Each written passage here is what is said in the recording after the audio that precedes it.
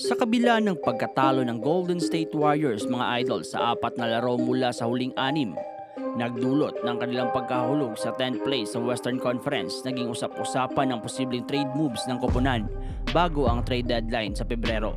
Sa kabila ng mga spekulasyon mga idol, isang ulat ang nagsasabing mayroong isang player na ayaw i-trade ang Warriors at ito ay si Jonathan Kuminga, ang kanilang 22 years old na forward na patuloy na nagpapakita ng magandang laro. Matapos ang kanilang panalo noong Miyerkules mga idol, nagbigay ng pahayag si Stephen Curry hinggil sa mga trade rumors at sa mga kritisismo mula sa mga fans at eksperto. Ayon kay Stephen Curry mga idol, all the Twitter fingers who got deals that we need to make can kind of shut up a little bit and let us figure things out. We have whole lot of confidence that we can beat anybody.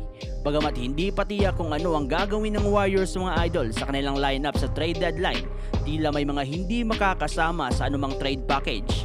At isa nga rito mga idol ay si Jonathan Kuminga. Ayon sa ulat ni Michael Scotto ng Hoops Hype, ang 22 years old na forward ay may sprained right ankle at malapit kang maging restricted free agent sa darating na tag-init, ay isa sa mga player na ayaw nilang isakripisyo. Si Kuminga mga idol na pumasok sa kanyang ika-4 na taon sa NBA ay nagpakita ng malaking pag-unlad simula noong nakaraang season. Sa ngayon siya ay nag-a-average ng 16.8 points at 5 rebounds bawat laro. Parehong career high numbers.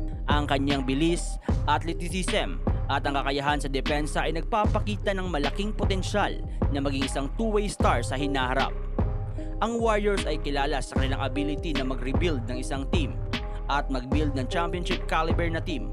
Ngunit sa kasalukuyan ay hindi nila nais isakripisyo ang kanilang hinaharap para sa isang trade na magpapalakas sa kanilang pagkakataon ngayong season na makakuha ng kampyonato.